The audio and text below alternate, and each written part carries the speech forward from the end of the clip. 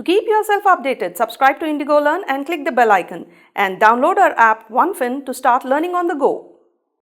Hello students, let's have a look at the RTP for Strategic Management May 23 examination. I hope you have already completed your syllabus. In case if you have not yet completed and you are struggling somewhere how to complete the portion and all of that, we have a very good 8-hour fast track revision which will help you at this point in time if you have not yet started. Even if you have completed, there is no harm in watching those, and that will actually help you revise the concepts, and it will actually help you in the examination. So let's take the strategic management RTP. MCQ, again this is from the case based study booklet that is given. The same thing has been given here. Slightly complicated, but if you are patient enough, you will be able to sail through. You will be able to sail through. Anand, a fashion designer from Mumbai, started a nail art parlor. So what is the business? Nail art parlor in a posh Mumbai urban area. So they have identified a particular market also. In partnership with his college friend Anya. They had a clear choice of business as per their field of study and were assured that the cosmetics is one of the biggest industries in India. Now, why did they choose this business? Because of their field of study and field of expertise. That is why they have chosen this business. Cosmetics include a huge range of products from skin care to hair care, makeup, the most profitable. Most profitable is what? Makeup. Lip care, hygiene products, and many more lines of personal care. So there are many products. However, Anya, being a trained nano art designer, and Anand, driven by nail art, happened to share common interest and hence built Indigo. So business is saying, okay, cosmetics, there are a range of products. So this is easy for girls to relate rather than boys.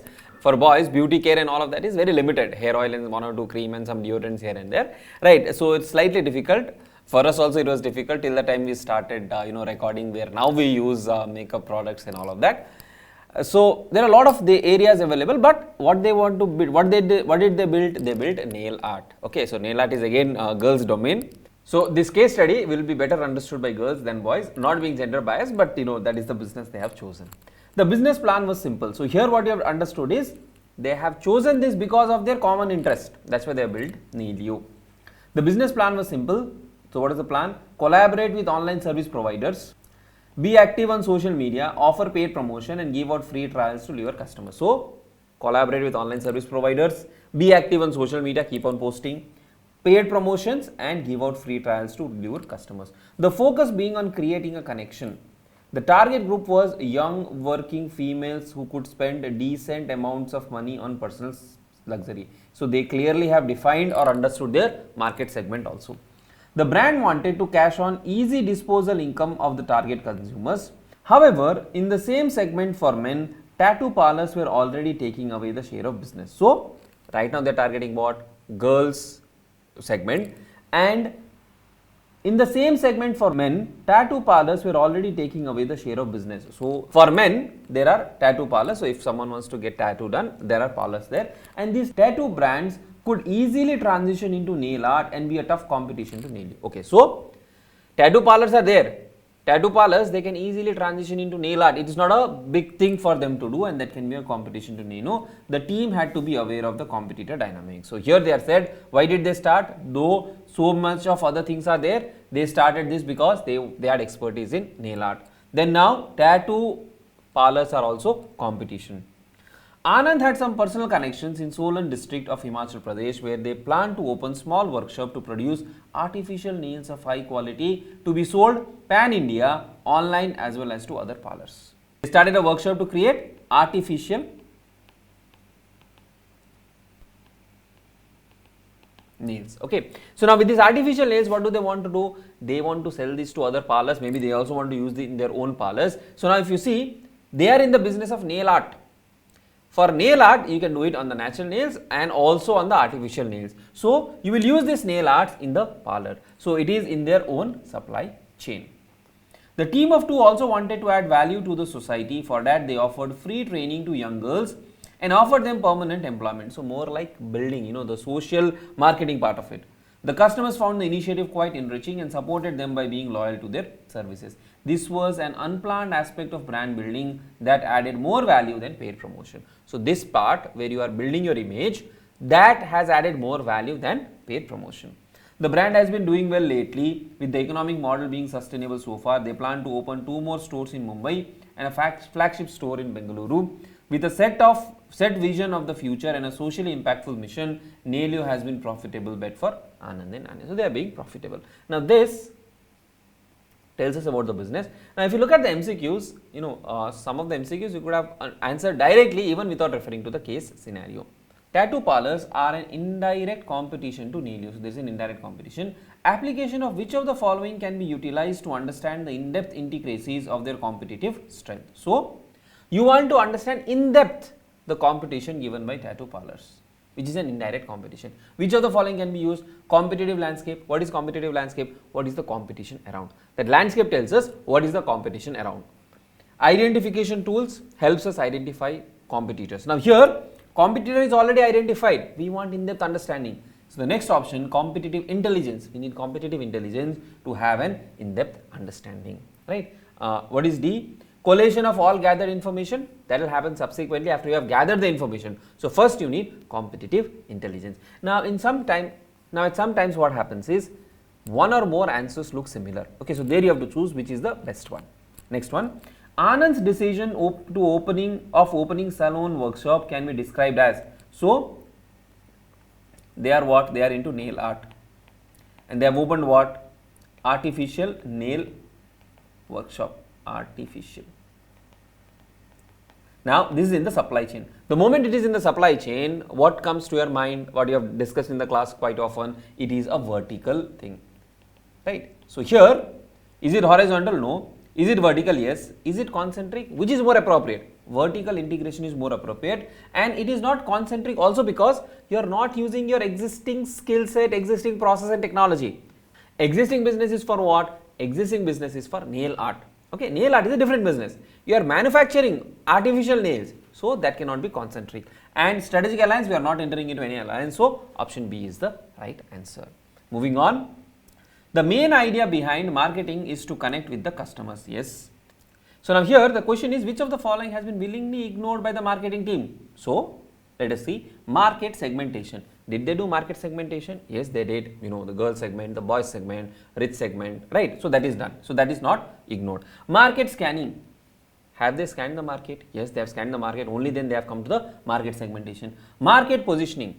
They have positioned themselves in the market as a premium product, right? Because they are targeting the higher disposal income groups. They have segmented their market. They have positioned their product well.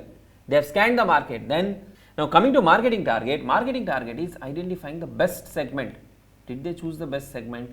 They segmented their market. Did they choose their best segment? No. So this is the correct answer.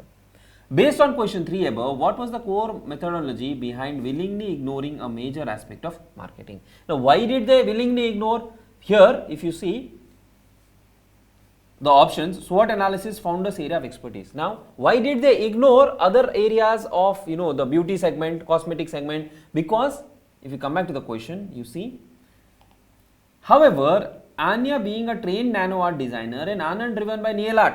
So that is their expertise. Because of that expertise, they have ignored that particular, or they have ignored a specific segment. They have ignored a specific target, which is the most profitable or which is the best one, right? So option A is the right answer, right? Now they didn't ignore that because artificial nail is a cash cow. Artificial nail is subsequent. Then is there because they wanted to employ underprivileged youth? This is indirect. This is a consequence. They didn't start the nail art business to employ underprivileged youth and to be a national leader in the new cosmetic segment. Again, that was not the objective. So option A is the most appropriate one. And lastly, Anand being the strategy implementer of Nailio should be aware of which of the following statements around corporate culture. So basically you need to identify which statement is more appropriate in the given context, right? Corporate culture prevails strategic decision. So the wording has to be prevails over strategic decision. So is corporate culture more important than strategic decision? No, that is not the answer. Then change all hindering facets of corporate culture for effective strategy execution. So you should change whichever facet of corporate culture, whichever area of corporate culture is hindering, it is creating problem, that you should change. So this looks to be good. Let us see. Then third, implementation is a superset of corporate culture. So superset means what? This is a subset, this is a superset.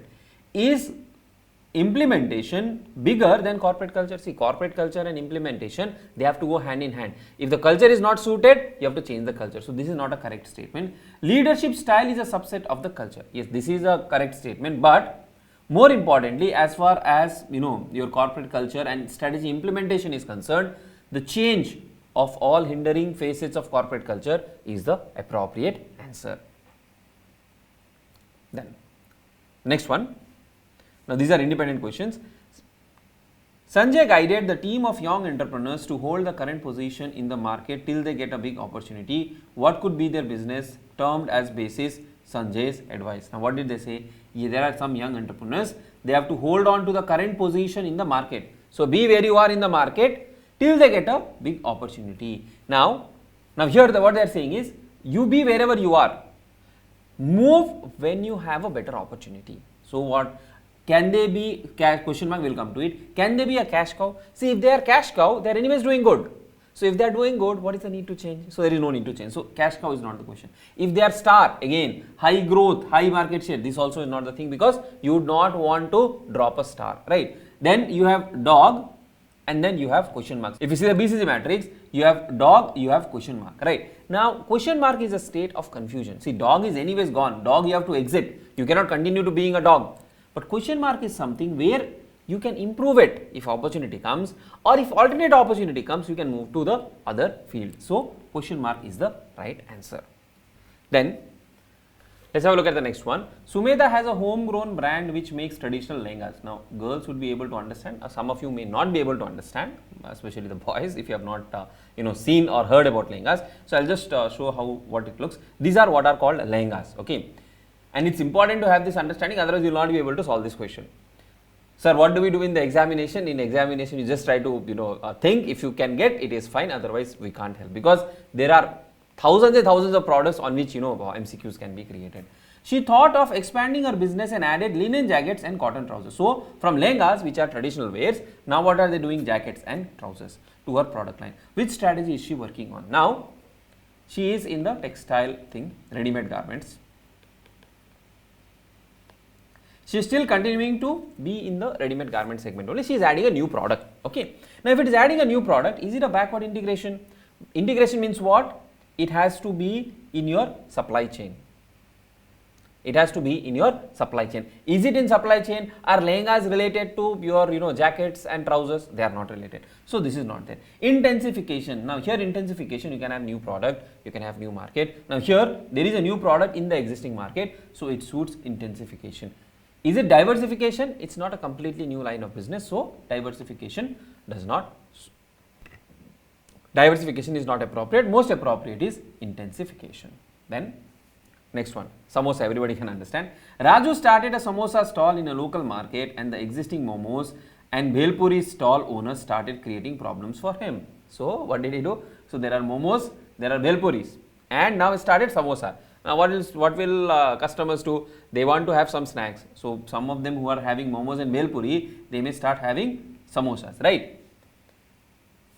Now they have started creating problems for him. Now what are they creating? What kind of problems? They have started creating problems for him. Now this is an example of what? Is it bargaining power of supplier? See, samosa is nowhere related to momos and bhelpuri. So he is not interacting with the supplier. So A is not right. Threat of new entrants. Now here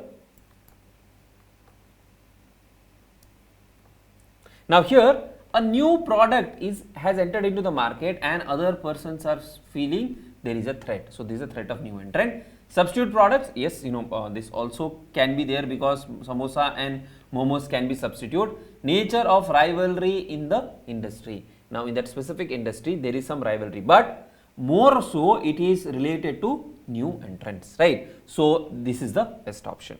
Then the next one, the activity of identifying strongest and weakest competition is known as strategic audit, portfolio analysis, strategic surveillance, strategic group mapping. So in strategic group mapping, you create multiple groups based on their size and all of that. There you can identify the strongest and weakest competition, a direct question.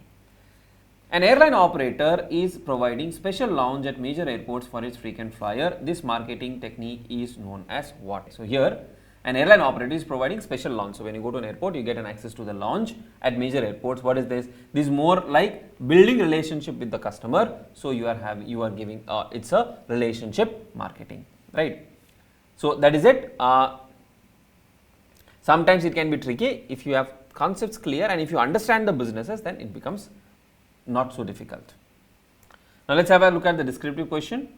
A business organization cannot always plan all their strategies in advance and often need to blend planned strategies with reactive strategies. Do you agree with the statement? Give reason. So basically they are saying proactive strategy and reactive strategy. So all strategies cannot be proactive, some of them have to be reactive. Do you agree with the statement? So you have to explain what are proactive, what are reactive. Company should focus more on proactive, but at times you may need reactive strategies as well. So let's see how the solution has been given. Yes, a business cannot always plan all their strategies in advance and often need to blend planned strategies with reactive strategies, right? So in planned strategy or proactive strategy, organization will analyze possible environment scenarios and create strategic framework after proper planning and set procedures and work on these strategies in a predetermined manner. So basically you can explain about planned strategy or you can explain about what you have learned as a part of proactive strategy.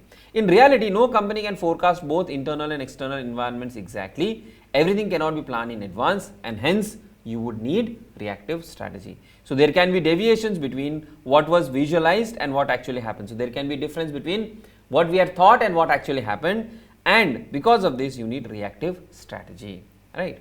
Then what benefits accrue by following strategic approach to managing? So basically what are the benefits of strategic approach? You can give the benefits or advantages of strategic management. It's a direct question. Now, so do we need to write 5, 5, 6, 6 lines for each? See, this generally would be a 5-mark question, 6 to 7 pointers, each one explaining in 3 to 4 lines, because if you write so much, it will be a too long an answer, right? Then dynamics of competitive strategy. Sky Chemical Industry intends to grow its business. Advise the company on the available options using ANSWER product market growth metrics. Now, ANSWER product market growth metrics, there if you see, you have to see the metrics. New product, new market, existing product, existing market, and based on that there are 4 options available. You have to explain those 4 options. So you have new markets, existing product, new product, and you have to explain each one of them. So market penetration, where you are increasing or selling more of existing product in the existing market. Market development, developing a new market. Product development, introducing a new product in the existing market. And diversification, going into a new product, going into a new market with altogether a new product, right? Then write a brief note on driving forces that affect an industry. Again, this would be a 5-mark question. You should be able to note down some 7 to 8 pointers for this, and that should be done. So out of all this, driving factors, if you are able to list on even 6 or 7, that is more than sufficient, right? So what are the driving forces? The driving forces are the dominant forces which have the biggest influence on what kind of changes will take place in the industry structure and competitive environment. The most common driving forces are internet, increasing globalization, long-term industry growth rate, product innovations, market innovation, entry or exit of new firm, diffusion of technical know-how, changes in cost and efficiency. So you can pick some of them and you can write at least 6 or 7 in your answer. Then mission statement of a company focuses on the question who we are and what we do. Explain briefly. So here you have to talk about what is a mission statement, what does it indicate. You can also include how is it different from a vision statement, and you can give a couple of examples of mission statement. So a company mission statement focuses on its present business scope, who we are and what we do. So they basically broadly describe an organization's present capabilities, customer focus activities and business makeup. An organization's mission states what customer it serves, what need it satisfies, and what type of product it offers. So basically what it currently does.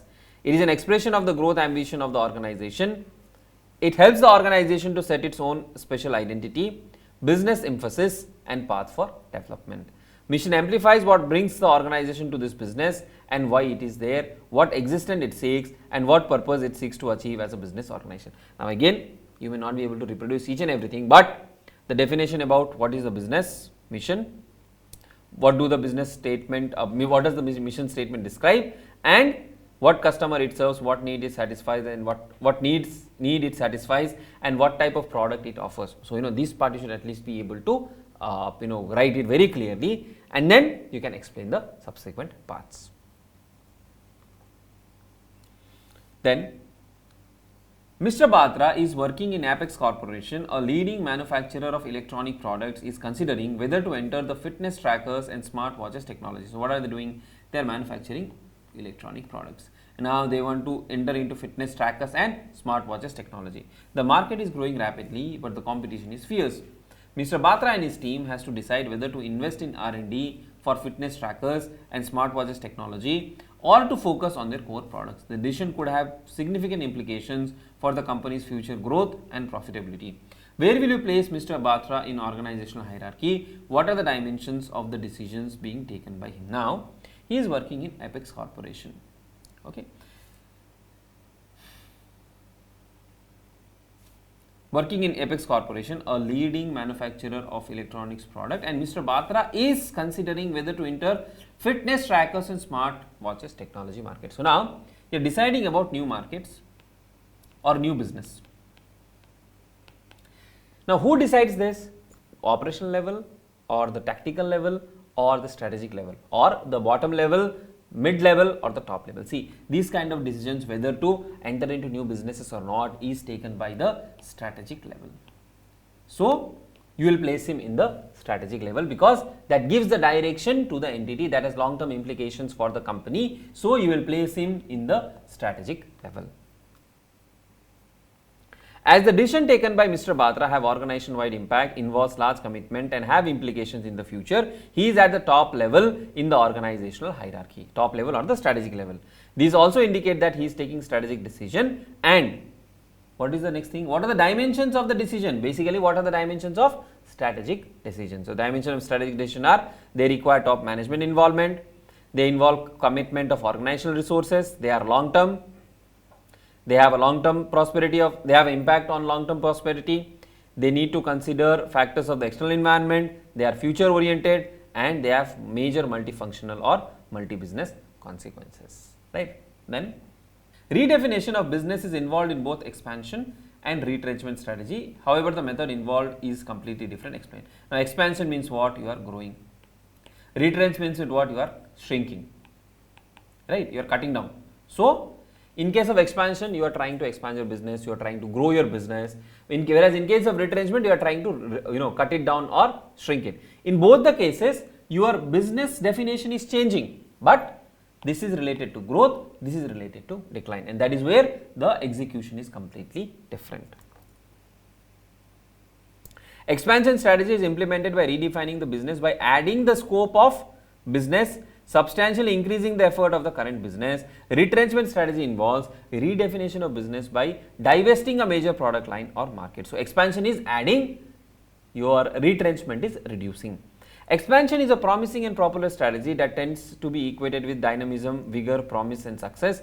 Retrenchment or retreat becomes necessary or expedient for coping with particularly hostile and adverse situation. Okay. So, that is the thing. Then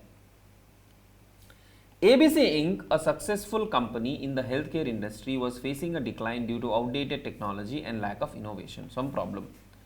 The company was losing market share and struggling to retain customers, another problem. In an effort to reverse the trend, the management decided to implement a strategy. So, they want to reverse the trend. They hired new talent, invested in research and development, and streamlined their operations to increase the efficiency.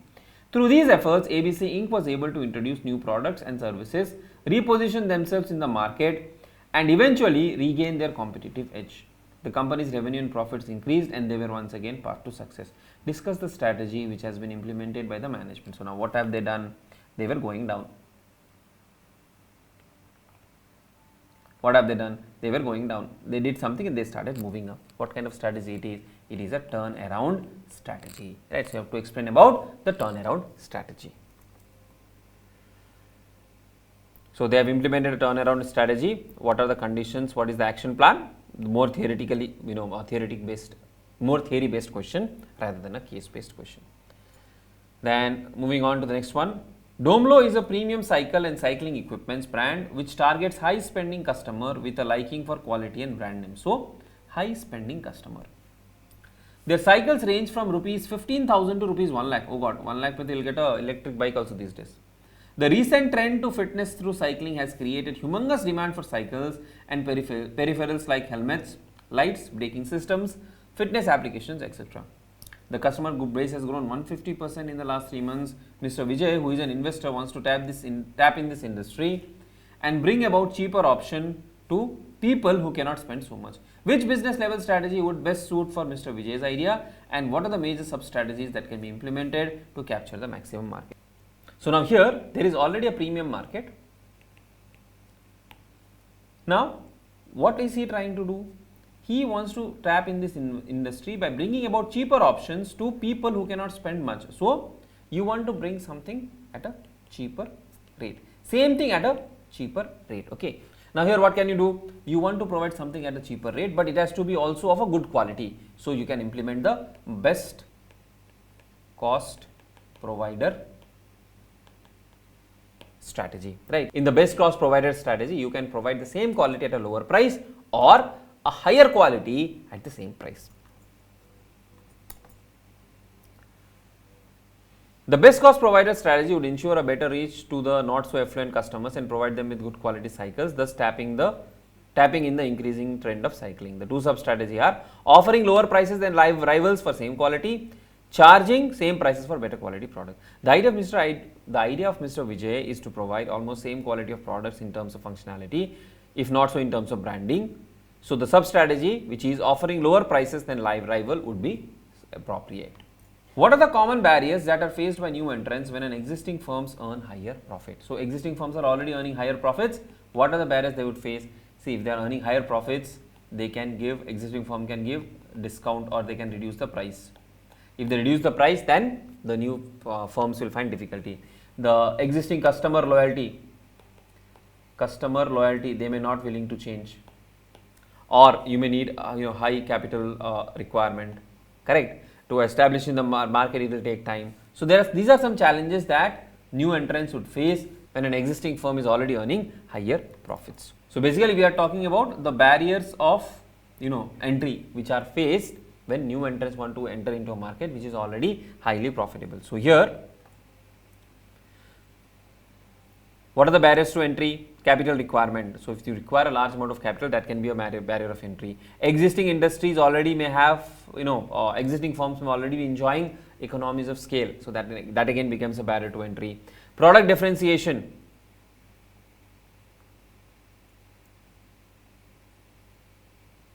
Product differentiation. When a new firm wants to enter into an existing market, if they want to attract customers, they have to differentiate their product, and that may not be easy. Then switching cost. How will you convince the customer that they will switch to your product? Brand identity. The existing firm are enjoying brand identity, and it becomes again difficult for the new firm to establish themselves. Access to distribution channels. So if the existing firms already have well established distribution channels, how will the new firm compete with that well established distribution channel? And sometimes possibility of aggressive retaliation. There could be a possibility that existing firm come out with an aggressive retaliation, maybe reduce the price significantly, so that the new entrants have difficult time in the business. Then what are the objectives that must be kept in mind while designing a pricing strategy for a new product? So we are talking about a new product. What are the objectives that must be kept in mind? So when you're designing a new product, the objectives could be recovery of cost, reaching out the required market segment, customers should not find it too costly, right? These are some of the objectives that must be kept in mind while designing a pricing strategy. So in pricing a really new product, 3 objectives must be kept in mind. Making the product acceptable to the customers must accept that price. Producing a reasonable margin over cost, you must be making profit, and achieving a market that helps in developing market share. So you must be able to build on your market share. Then in the pricing, you have 2 strategy. You want to skim the market or penetrate the market. In skimming the market, you will set a high price. In penetrating the market, you will set a low price, right? So that is the thing. Then moving on to the next question.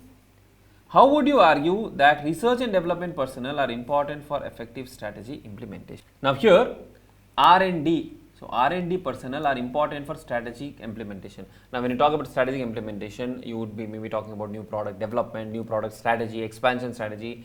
Are R&D personnel important for effective strategy implementation, and why are they important? See, R&D plays a very important role, especially in today's time where there are a lot of technology changes. Time and again new technology comes up, customer requirements change, customer preferences change, a new product has to be introduced in the market. For that you need R&D, right? Now sir, is R&D only for designing? No, R&D is also for implementing, because once you implement a strategy for, let's say, a new product, and if it doesn't work, then you have to go back and give a feedback to the R&D team saying, okay, this did not work, this is the new requirement. So for that R&D must be involved continuously. So R&D personnel can play an integral part in the strategy implementation.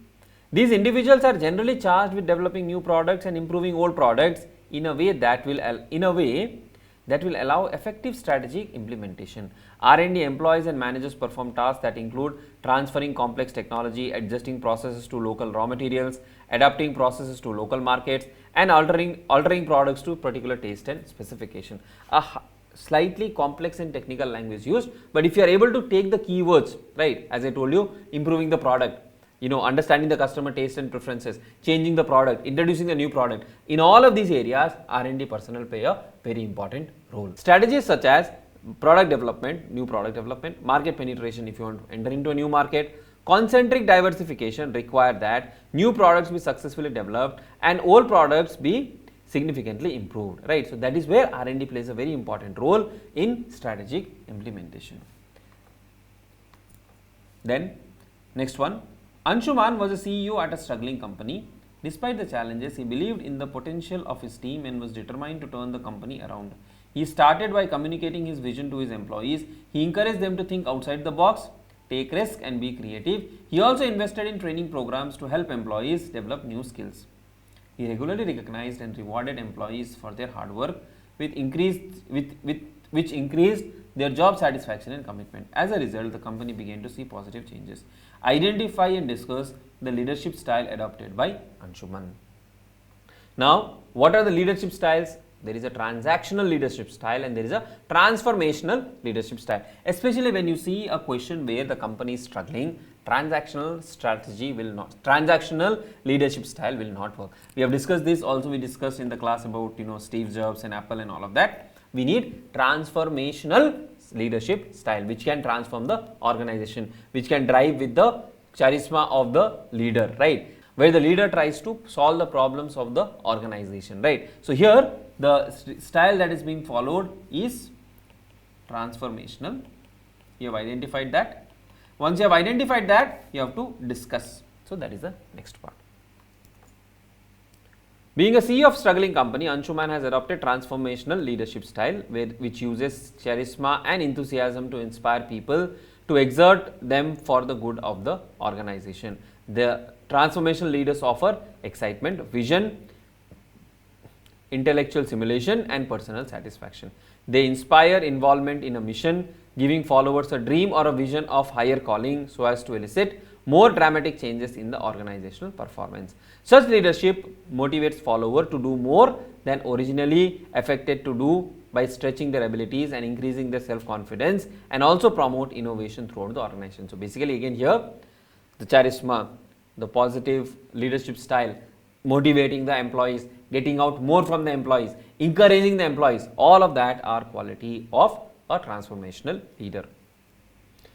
Anshuman believed in the potential of his team. He started by communicating his vision to his employees. He encouraged them to think outside the box, take risks and be creative. He also invested in training programs and he regularly recognized and rewarded the employees for their hard work, which increased their job satisfaction and commitment.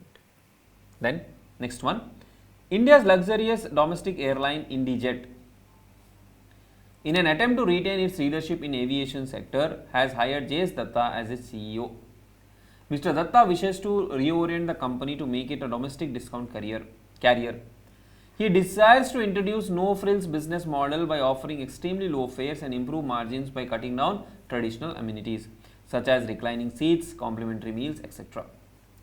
At the same time, setting the stage for a new air revolution, he wishes to brand itself as an on-time airlines having proper systems in place and removing additional and wasteful activities. So basically, currently it is a luxury airline. Now they want to make it a low cost airlines or no frills airlines, where, so if you look at the segments, if you look at Air India, in Air India you get meals, you have extra baggage allowance, whereas if you look at Indigo doesn't have free meals, okay, you have to pay for the meal, and baggage allowance also restricted. So from luxury they want to move to a low cost thing. What steps will you advise to Mr. Datta? So what will your advice be? First, now here if you see, what is Mr. Datta, or what steps will you advise Mr. Datta? What is Mr. Datta trying to do? They want to change the entire business. They are trying to implement a business process re-engineering. So you'll have to advise them as to what are the steps they need to take for business process re-engineering. Mr. Datta should adopt business process re-engineering.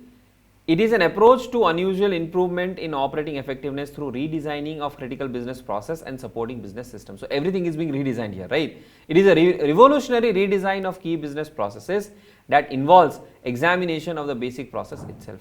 BPR refers to the analysis and redesign of workflows and processes both within the organization and between the organization and external entities. Now, what are the steps for BPR? Determining the objectives, identifying the customers and the needs, studying the existing process, formulate a redesign plan and implement the redesigned process. Then last one, what is strategy audit? Explain briefly the criteria for strategy audit given by Richard Rumlett. This is more a direct question. So, you can take the strategy audit is an examination and evaluation of areas affected by the operation of a strategic management process within an organization. The Richard Rumlett's criteria: consistency, consonance, feasibility and advantage, right? So these are the 4 criteria for your strategy audit. This is more a direct theory question, and I missed out question number 20. I am doing it now.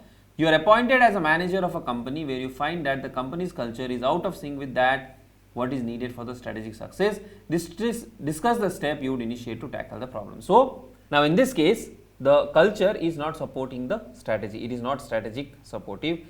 Now here what will you do? First you will identify areas where culture is in line with the strategy. That is the first thing, right? Areas where culture is working which is in line with the strategy. That is first what we will do. Then other areas where you need change, you will identify those areas where change is needed and you will communicate accordingly to the employees and the management. And then thirdly, you will make visible changes. You will ensure that employees follow the new culture. Employees understand that the new culture is important as far as the strategy is concerned. Or you can also use the model of, you can also use the 3-step change model. First, unfreeze, change and refreeze, right? So that also can be. Now here, because there is a culture which is not, I am doing the answer part again, okay, so after the question, whatever I have discussed, you can cut it, answer part I am doing again. Now here there is a problem that the culture is not in line with the strategy. When the culture is not in line with the strategy or what is needed for strategic success, you need to identify areas where culture is in line. Then you have to also identify areas where the culture is not in alignment with the strategic success requirement, right? Then you have to make changes. You have to communicate to the employees that the new culture or the culture has to be changed because the existing culture is not strategic supportive. And also you must encourage employees by by visible actions, saying that the ones who are adopting to the new culture are more rewarded, so that it ensures that all employees in the organization, they are working towards the better culture, they are working towards the culture which helps the organization to succeed. So first step is to diagnose which facets of the present culture are strategic supportive and which are not. Then managers have to talk openly and fortnightly to all concerned about the aspect of culture that needs to be changed, and the talk has to be followed swiftly by visible aggressive actions to modify the culture. Actions that everyone will understand are intended to establish a new culture more in tune with the strategy. So take actions which will help employees understand that the new culture is a better culture, right? So that brings us to the end of this RTP discussion. A lot of times students face this challenge as to, sir, can we remember everything? See, it is very difficult to remember each and every sentence. So what you need to ensure is keywords. This should be present in your answer. You can write your answer in a simplified manner, but keywords must be definitely present, and MCQs is where you should focus a lot so that you can score good marks. Again, repeating, for those of you who have not yet completed the subject and who want a quick revision, you can have a look at our fast track revision for strategic management. In 8 hours, you will be able to complete the revision.